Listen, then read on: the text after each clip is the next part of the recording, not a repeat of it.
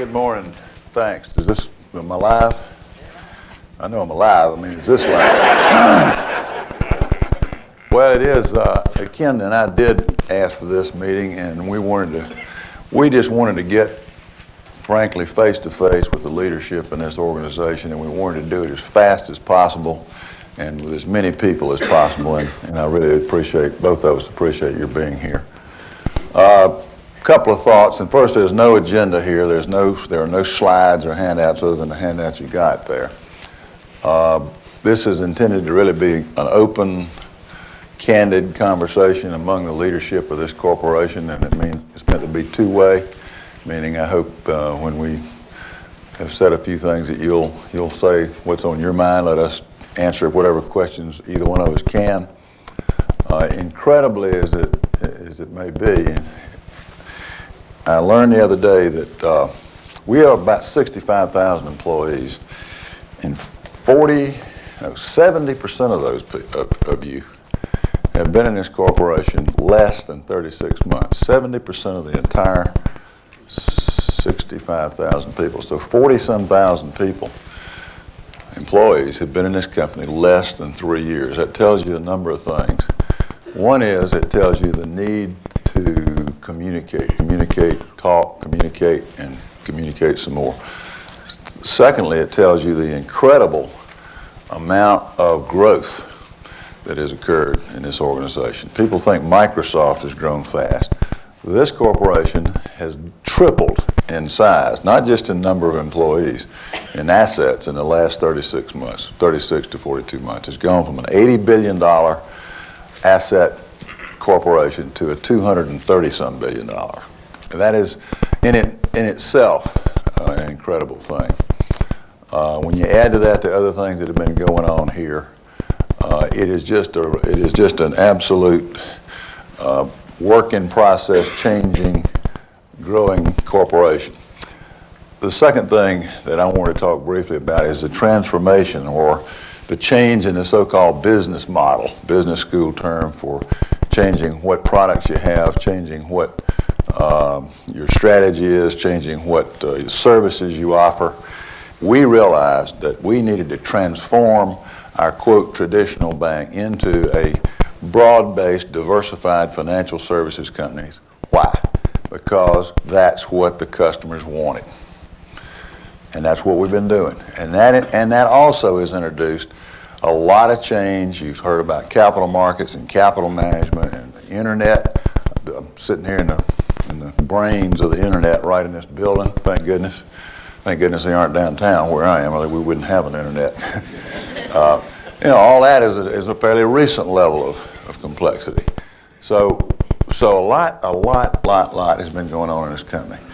It has changed its business mix, if you will, from 100% traditional bank 6 or 7 years ago to about 50% what I'll call securities business and about 50% bank. Now, before I go any further with that, I want to say also that in the last couple of years, in our rush to do all this changing and transforming, we have tended to overlook and take for granted the general bank, our financial services offices, our city offices, our lending, consumer lending, and our commercial lending. We have overlooked it.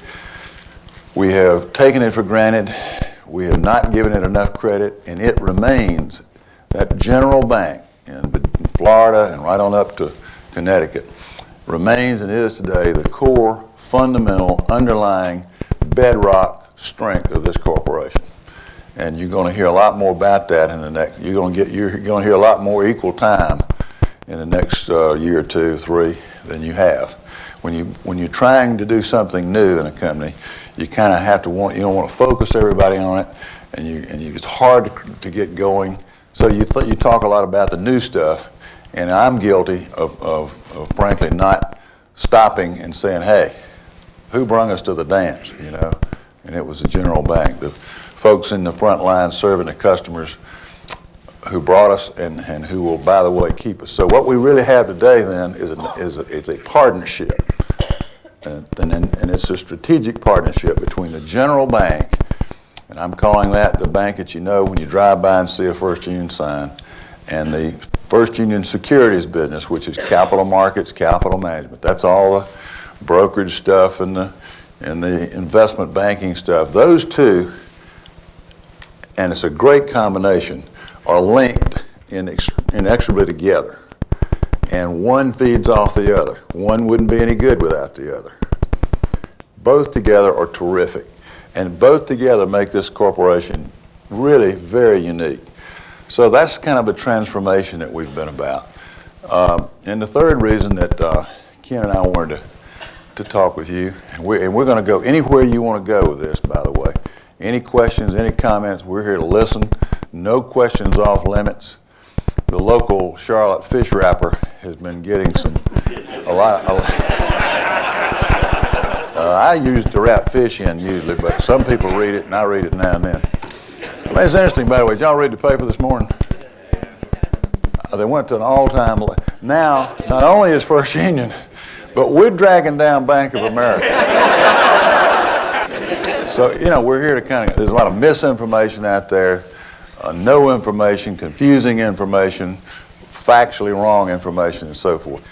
Last thing I would say, and then I'm going to turn it over to Ken, is this company this year will earn something like $3.5 billion after tax. That is among the top 30 or 40 corporations, now get this, of all kinds, financial or otherwise, in the world. And if you didn't know it any better, you'd think we were down to our last buck. It's crazy. Our return on shareholder investment equity for the first 6 months of '99 was over 20%, 21%. Any financial company in the world would die for such numbers. Yes, our earnings per share are not going to be up. They're going to be down to flat to down this year. We've talked about that. And that's a matter, though, of perception. I mean, that has been blown tremendously out of proportion by, again, the local paper, a few stock analysts, and so forth. So I want to get to that if you want to get to that. But this company is absolutely solid. It has got the best strategy of any financial services company going. And even our most cynical critic will say, boy, have they got a terrific strategy. It's just a matter of when it takes off. So, and that's the truth. So, is everything great? Do we have problems? Have we got customer service problems? Yes, we do. I'm not at all happy, and I know you aren't either, with customer service problems you hear about, read about, probably had them yourself. So we can get into that some this morning. I'm not saying, in other words, that everything is absolutely lovely, but most things are lovely. And with a couple of 2 or 3 issues that we need to deal with tonight, getting those settled is going to put us on our way. So let me stop there and turn it over to Ken. Ken, where are you? All right. We're over there last time I looked. Thank you, Ed. Well, I would like to start by thanking all of you. I know that the last 6 or 8 months, people have been doing double duty, working hard, and I just want to say thank you. Probably going to be that way for another 6 to 12 months, so keep it up, and we'll thank you along the way. I want to echo also what Ed said about the General Bank. I've been at First Union for 23 years. The last 3 of those years have been in the capital markets area of our company, and I'm incredibly proud of what we're doing in capital markets. I think it's a wonderful leg of the stool at First Union. I also, though, spent 10 years prior to that in our Florida bank, in the General Bank, and I feel the same way about the General Bank. And in fact, I really believe that our businesses are so intertwined that we almost do ourselves a disservice by talking about a general bank and a corporate bank and a consumer bank and a capital markets, capital management area. Our customers don't know where one ends and the other begins And so I really applaud what Ed is saying about let's talk about what's going on in the general bank, because we wouldn't have a good capital markets and capital management effort without the power that that general bank brings. And I know you've seen the organizational announcements. I am so excited about Ben Jenkins becoming head of the general bank at First Union. I've worked with Ben for all of my 23 years at the company, and I told people yesterday he's been a role model for me. He is energetic. He's got the energy of a dozen people. He loves the customer. He is absolutely passionate about customer service, and I think we need that now, and he will lead us well in that regard. And so I'm thrilled to death that he has taken that position, and those of you who don't know him, I know will enjoy getting to know him, and just get ready, because he's like a whirling dervish when he comes into the room. He'll pick up the pace, I promise you that.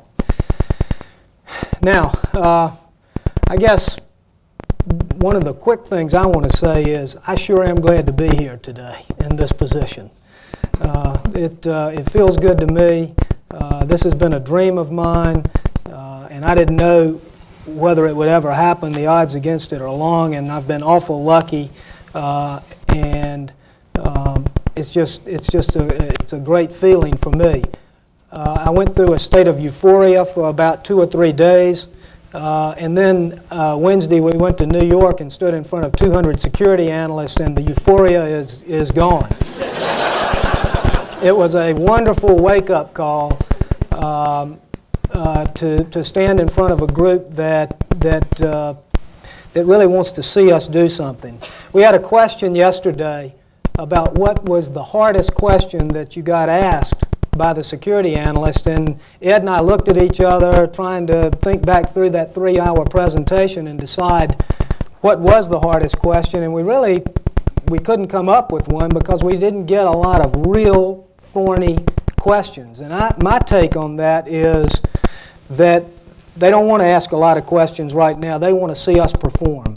They want to see results from First Union, and my belief is we got them right where we want them, because that's what we want to do. We are in a position now with the platform that Ed talked about, where give us some time, let us show you what we can do. And so I think we need to turn in, week after month after quarter after year for about 12 to 18 months of improving performance every month, and in 18 months we'll go back and stand in front of that group of analysts, and we'll be asking the hard questions. We'll be asking them why they weren't rating us higher today than they are. We've been sort of in this position before. I think back to about 15 years ago, 1984, just prior to interstate banking. At that point in time, First Union was not in the top 50 banks in the country. And we were the 3rd largest bank in North Carolina. And people just didn't give us a chance to last probably 2 years into the interstate banking era. But we did. And we did because as a company, we had the guts and the persistence and the tenacity to really face the odds that were out there and do great things. And that's exactly, in my opinion, where we are today. We are right back at that point where we're going to exhibit some guts and some tenacity and some persistence and some performance. And I look forward to it. I think we've got them right where we want them now. What I would like to talk about just about 2 more minutes, and then I will sit down because we want to hear your questions, is maybe some of the things that I would like to focus on and I would ask you to focus on. And let me say that Ed and I have spent a lot of time together over the last couple of weeks, and I think we are right together on this. First and foremost, to me, we need to get real passionate about customer service and dealing with our customers. Nobody at First Union wants to give bad customer service. We know that. So we've got to get some things fixed. and we've got to, one by one, just put it at the top of our list that customer service is absolutely essential to us succeeding. We've got silos in our company. We are procedure bound. We are rule bound, maybe too much. And what I want to say to you is, when you're dealing with a customer, whether it's an internal customer or an external customer, I think going forward, if it's not illegal, immoral, or unethical, and you are doing it to support a customer, I want you to do it. Let's break through some of the bureaucracy, some of the peanut butter that may be slowing us down in customer execution. And if you run into it and you can't get through it, pick up the phone and call me, because I want to hear about those issues, and we've got to get that fixed. So that's number one. Number two, I think what we need to all be focused on right now, I think our long-term strategic plan needs to be execution in the minute. We need to do what's right, what needs to be done when we get up and leave this meeting today, tomorrow, the next day, the next week. We need to get focused on executing right now. I don't know how to define that. I think I can define it for my job. I think you have to define that for your job, and just get focused on right now doing as well as we can in everything that we do. And then the last thing I would ask is that you, as the leadership of the company, over the next few months, please spend a lot of time out with your people leading. Let's get out from behind our desk. Let's quit spending time reading email, doing administrative functions. I find myself sometimes sort of retreating into that cocoon. It's not the best use of my time. I don't think it's the best use of any of our times right now. So let's get out and visibly exhibit to the people that we work with what we want to get done. Let's be out walking around. I said that was the last thing. I got one more thing. This fish wrapper that Ed is talking about. When you get up and read the paper every day around here, it can be depressing. It can be demoralizing. It's ridiculous. You know, the 40th most profitable company, 40th most dollars of income in the world. I mean, there's not a person in here that would have believed that after having read the Charlotte Observer and the Wall Street Journal over the last couple of months. 21% return on equity. I think I heard Ed say yesterday, in his entire career, we've only earned over 20% return on equity 1 year. And we feel bad about it. And so what I want to ask you to do, and what I want to ask you to do for me, is if you see me walking around with my head down, feeling bad about what's going on, give me a little kick and kick the person on your left and right when you see that happening. We need to feel good about what's going on at this company. We've got problems, as Ed said. We've got things we need to fix.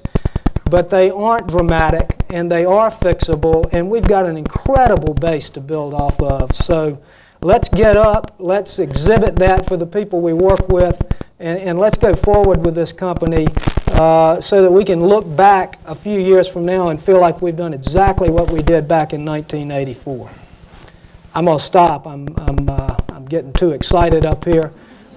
We want to hear what you think. We want to hear your questions, and so let us have it. If you would, talk about some of the flaws that have been identified with the Future Bank and what we're doing to take care of that and the implications of it. Yeah, let me do that. Future Bank. Future Bank, or FBI as it's called, was and is a good idea conceptually. I think what happened here in the last year and a half is that the leadership of this company implemented it too fast. Just too fast, too much, too quick. We had the course, we started in Atlanta with a pilot about 2 years ago. It went well. In November of '97, we announced the Core States acquisition. We closed the transaction in April. We began to convert Core States, as you know, starting in April of last year.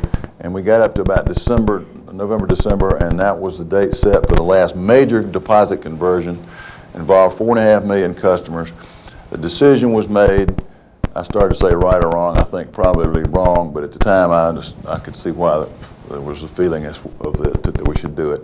To do it, meaning put the future bank in core states at the very same time, literally the same 60 days that we were converting it.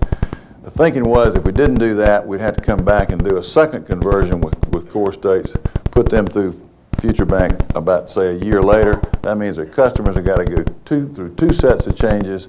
That's not good, so we tried it.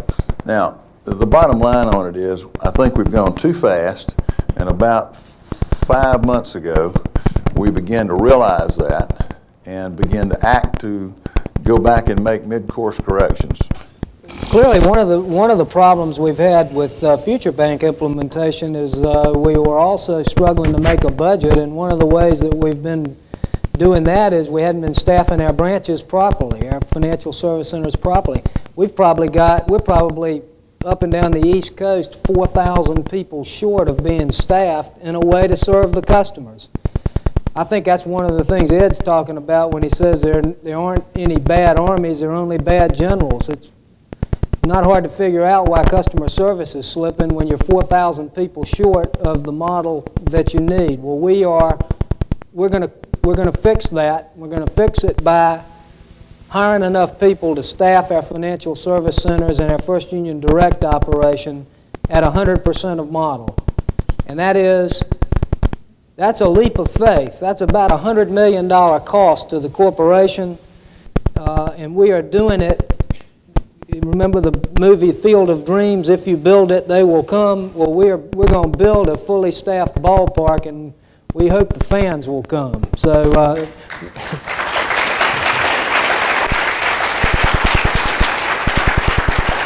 and we hope there'll be raving fans.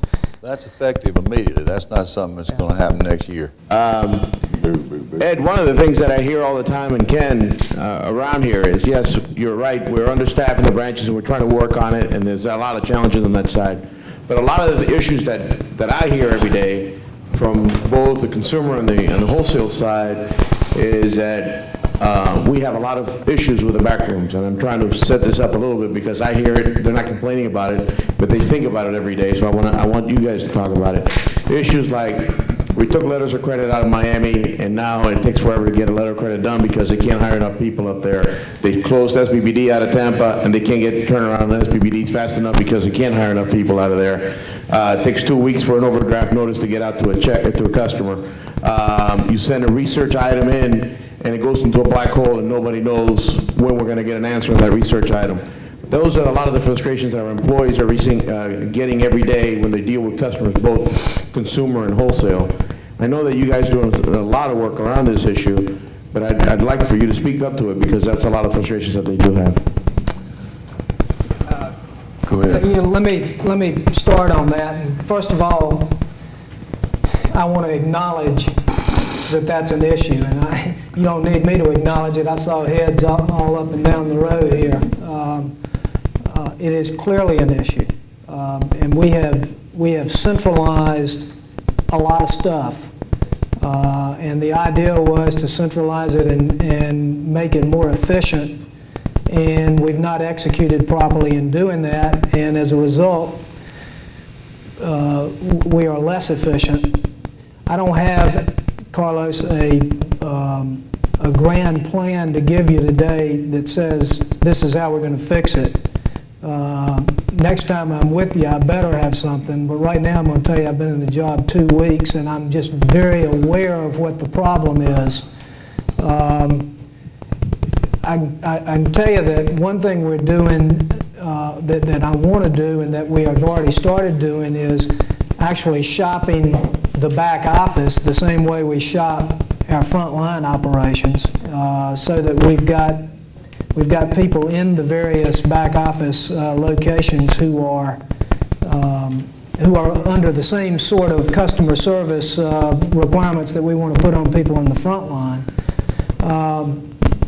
But basically, we just got to go back and look at the whole thing and get some get the inefficiencies out of the system that we've created by centralizing everything. And could you just take a moment and discuss some of the initiatives that we can expect between now and year end that will dramatically impact our level of service that we provide, both in the branch system as well as within our central customer service units, 1-800 number, et cetera? Yeah. Thank you. Ed brought a group together 120 days ago and said, look, I'm embarrassed, we got to get it fixed. And he brought all the support heads into a meeting, and there was work commissioned to identify your top 5 service pitfalls and to get them fixed. And that group meets now once a month with Ed chairing the meeting, asking the support heads, what have you done to fix those top 5 problems? And the idea is you chew into those 5 problems and then you go to 5 more down the line. What problems are most impacting our employees and our customers, and let's get them fixed. And we're seeing improvement in getting those fixed, and we're seeing some encouraging things as they're fixed in terms of the feedback we're getting from our customers, our clients, through service measurement and mystery shopping.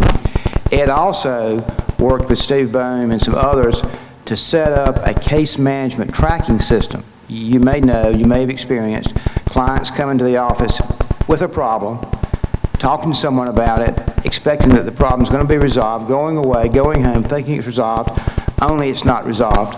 They wait 2 weeks, 3 weeks, a month, it's not resolved, they come back and they have to say it again. And that's almost as frustrating as the initial problem. We now have a way of recording that, logging it, putting it on the computer, and tracking it to completion, so if someone comes in and says, I talked to you 3 weeks ago about so-and-so, they would have been given a case tracking number. The representative of our bank would then look it up and give them the status of the issue. Now, that doesn't solve them any faster, but it does give us a chance to interact better with the customers as we're working to resolve the problem. So that's back office. Front office, Ken's exactly right. We are staffing to be at 100%. We're not trying to kid around with it. We're not joking around with it. We're going to be at 100%. We're adding a lot of people to the financial centers. We're adding a lot of people to FUD, and Austin Adams is adding people to the service center, all 3 of which, let's hear it, all 3 of which contribute to better service. You got to have all 3. You got to have people in the centers, you got to have people in FUD, and you got to have people in the service center. That's one thing. Second thing we're doing is we're changing the financial center's incentive plan for the year 2000. Heretofore, it's been an all-sales system. You made lots of sales, you got lots of money. If you're old-fashioned like me a little bit, you believe that sales and service are tied together and joined at the hip.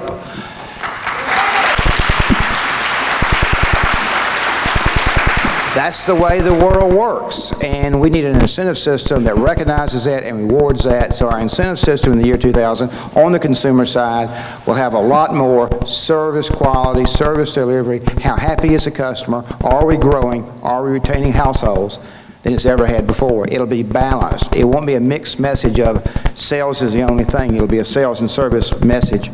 My question is for me personally as well as a manager, for my staff, because I'm very concerned about employee retention after all we've been through.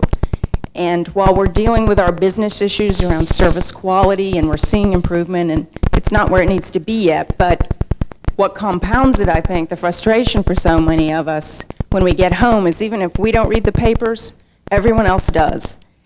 So what I'm looking for is a mechanism to deal with all of the complaints that come to me personally from my neighbors or my doctor, as well as the employees, so that they don't have to be embarrassed about wearing a First Union pin or a shirt because they're targets right now. But they don't know what to do with it if they're not from the consumer side. One of the things that's been written about in this area of the country is core states, and ain't it awful, and oh my God, you know.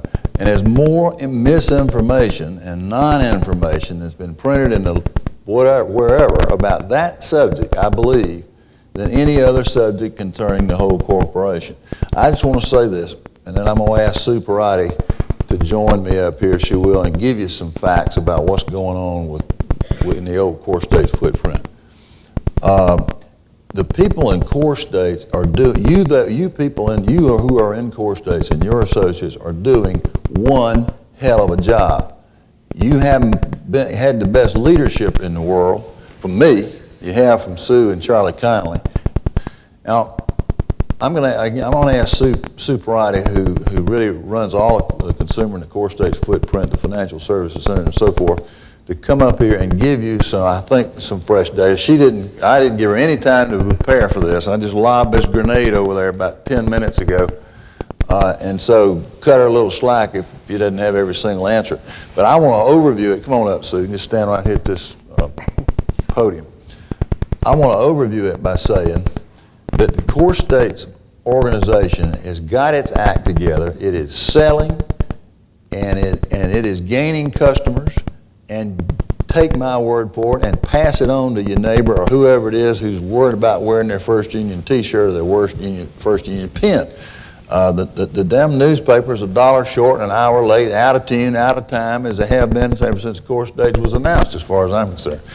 Other than that, I don't have any strong feelings about the thing, you know. Sue?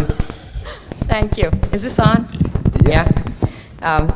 And Ed didn't give me any warning other than the fact that he said, could you talk about some of the things? I went to a board meeting down in Charlotte and talked about this Core States acquisition and some of the myths. So I'm just going to explode a few things. But Anna, to your point, because we've been in 2 days of meetings nonstop, pretty much talking about what do we do to counter this for the benefit of our people, for the benefit of our customers, for the benefit of our prospective customers, because in the absence of any response, people are filling the vacuum with their own myths and make-believe stories. So we initiated, and many of you have been tapped to work on it, 2 different fact sheets, which should be done by early next week, and a communication to our employees. The fact sheets, one is an internal fact sheet, which will be to our employees to really address the misinformation. The second is an external fact sheet about the power and prowess of First Union, who we are, how we can use it for hiring, and how we can use it, if you want to hand to your neighbor that asked you the questions. So one will be to talk to us, and one will be to talk to others, and we'll certainly share that with whoever would like it, but we are doing that as a response to a lot of the media. What I think probably the most alarming and the most inappropriately reported information has been about our ability to hold our customers and the effectiveness of the Core States, the acquisition. And I appreciate your clarifying about the people, because it's been a touchy point for a lot of the people in the region. The number that you heard floating around is that we lost 400,000 customers. And the reality is that when you go through a merger, you do have attrition. We knew it. We've been tracking it like crazy. I have shared this story directly with many of our people. It's what I call right thinking. And it's beginning to be able to talk right and think right about the process you go through. We, in fact, from April, when we announced the merger, through November, we did experience loss of about 18% of our customers. I want to explain that. The reason you experience that, first of all, you always experience about 7%. That's how many people die, move, get married, change, right? 7% is a norm. Industry standards probably running somewhere around 12. A merger would up that. What's important is to understand what you lost. Not absolute numbers, but the value of what you lost, and we tracked that like crazy. 85% of all the households we lost, we have never made not 1 penny of profit. On about the other 14%, we made less than $100 of profit, okay? There was 1% that we lost that we never should have lost, and in my opinion, that is just an unbelievable performance, which is we held on to the most important, most valuable customers to our franchise. Not only that, here's the powerful numbers, which nobody wants to listen to. 94% of balances, so remember that number. So we only lost about 6% of the balances. Now I'm going to tell you, pre-conversion, Core States was at a much higher loss rate than that. Okay? It is better than what Core States' run rate was before we announced the merger. So our attrition actually got better. We kept 89% of the loans. That's the number that skews the numbers, so it's important. We had a lot of single loan-only customers. We were a big indirect lending company. We did a lot of that. You can't keep those out of your numbers because you'd be lying. So we had a lot of standalone loan customers. You know what they do? They pay off. It's a normal phenomenon. You know what, that portfolio, it only had a life of about 21 months. That means you should experience about 50% attrition in that portfolio every year. So the good news is it was not bad. And last and most important is we executed on our strategy. We grew our investment balances from April to November during a period of time when we had over 30% of our people out of the branches for training, when we were telling them about a new job, not the one they used to have, when we were announcing the consolidations, doing the largest divestiture ever done in this country to date, we grew our investment portfolio by 140%, okay? That, to me, is knock 'em dead kind of performance, and that's what our people need to hear and remember, and that's what we need to say to the people who say, isn't it tough to work at First Union, and say, no, it's just great. Really powerful is from November to March, we are, I hope this is okay to say, we are leading the footprint in retention. We're doing better right now in these markets than the whole footprint. We are at 98% retention from November until now. That's stunning. In speaking from the commercial side, we're in the process now of rolling out CBS, and it seems like a great big deal of time and energy is being efforted toward loan decisioning through a system that's cumbersome at best. And I know we are new in this process and it's just being rolled out, but I have spoken to my counterparts in Florida, and they still speak to the fact that it's a long process and seems to take up an awful lot of time. And I'm concerned because it's our responsibility, or my responsibility, as a senior portfolio manager, to manage the assets of this company, and it appears that we're putting a lot more effort into form rather than substance. Has there been any thought about CBS and that rollout and where that's going? Yeah, let me take that one too.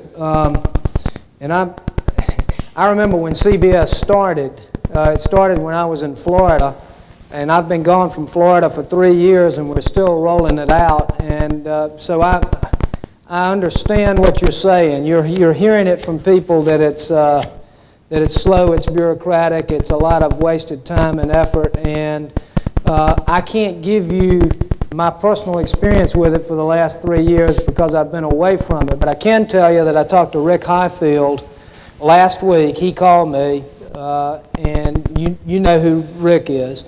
And he believes that it can be simplified, truncated, and a lot of money can be saved. And I'm all ears because my gut feel is you're exactly right in what you're saying, and when he says it to me, he's sort of the owner of the system. I believe that, I can't tell you what the changes will be, but I can tell you that his inclination is to change it. Let me chime in and add to that answer, because this exact same question came up somewhere in Atlanta. Where was it? Came up this morning in Richmond. Was it in Richmond? And I'm not a genius, but I've been around long enough to know when a question that specific comes up more than one time in a meeting, it's probably screwed up. And so I'm going to be a little bolder than he and Ken on this one. We're going to get that system straightened out or throw it in a trash can or whatever needs to be done with it.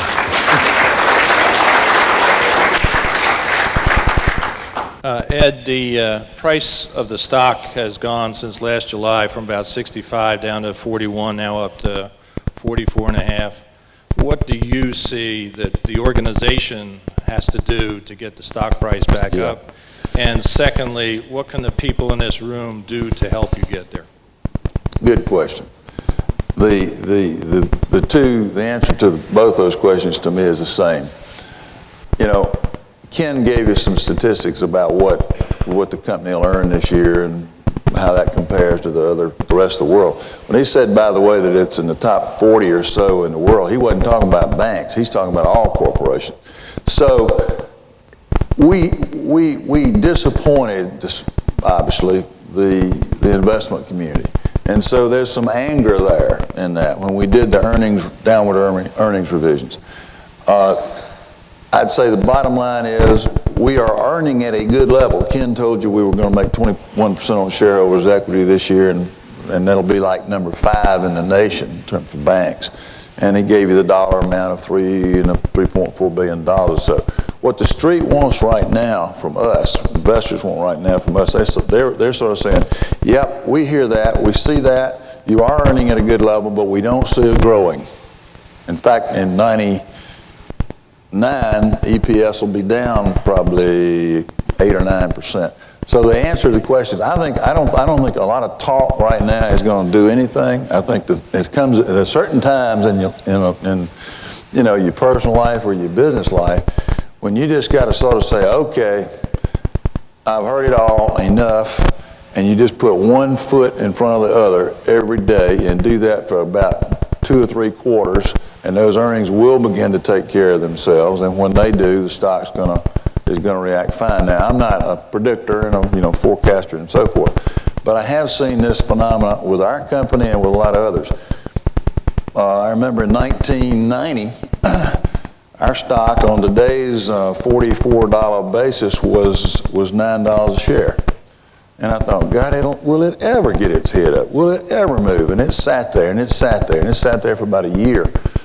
And then in about a month, everybody changed their mind all of a sudden like sheep, and the stuff doubled. Now, I'm not saying it'll double, but I'm saying what's likely to happen is you're likely to see it jump in chunks, not a steady, this kind of thing. I'd also say to you, though, that's my answer. I think execute is a word Ken used.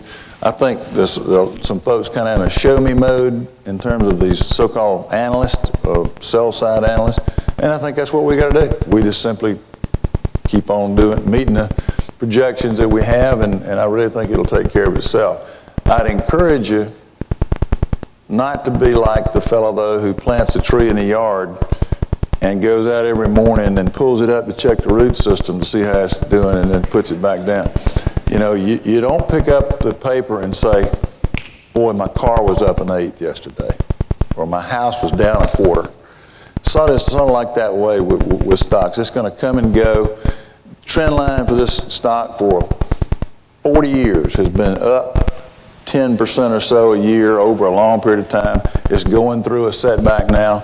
I put my 401k money in it, about all of it, about a month ago, and so on and so. About 3/4 of our directors have bought a lot of stock, including Philadelphia directors. So if there's something wrong with it other than that, I don't know what it is. So my answer to you is it's going to go up over time. I can't tell you what month that, or even what quarter that starts in. If we're so short-staffed in certain areas and we're all up and down the East Coast, we might be cutting ourselves short with the nepotism, and I was wondering where we stand on that. Oh boy, did you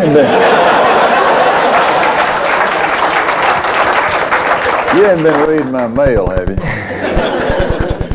In reference to the hiring of tellers, and the email stated that they could be family members, are there plans in the future to change the policies on hiring family members outside of tellers?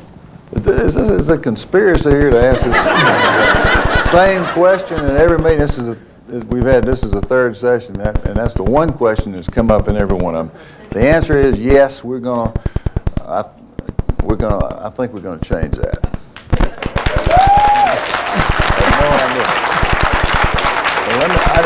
Everybody must have a poor relative that needs a job. And it is a big company. It's all over the United States. It has 60,000 to 70,000 folks.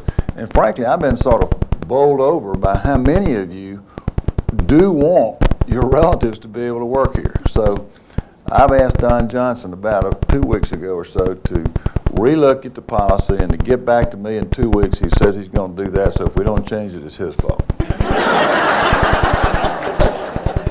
I think we're going to change it pretty soon. First of all, I want to thank both of you for, first of all, talking about support and day-to-day activity, because to me, that is the key heart of our organization. And we can develop the best systems in the world, but day-to-day support is key to making that successful.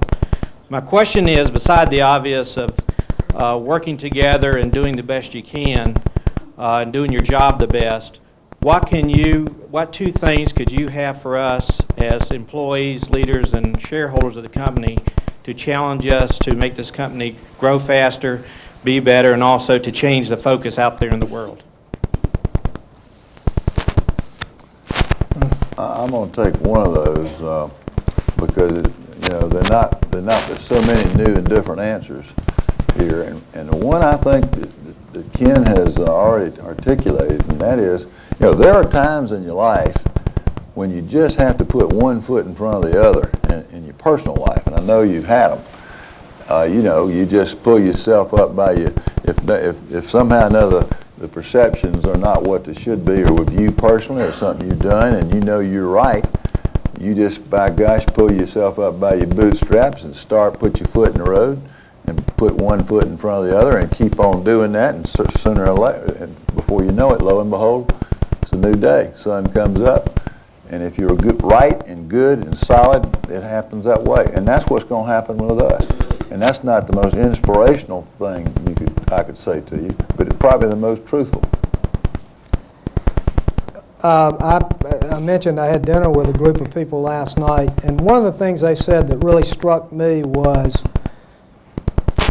we need to reduce the number of initiatives and programs and things like that we've got going on right now so that we can free people up to execute. Now, I can't define what all of those are right now. I see some people's heads nodding. Maybe you can tell us what they are, but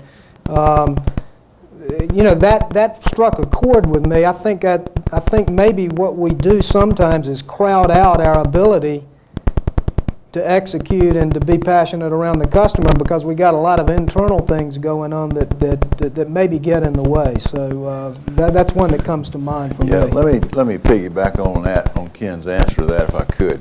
Actually, it's his thought that he expressed yesterday. For years here, for 15 years or more here, you and I have had two jobs, you especially.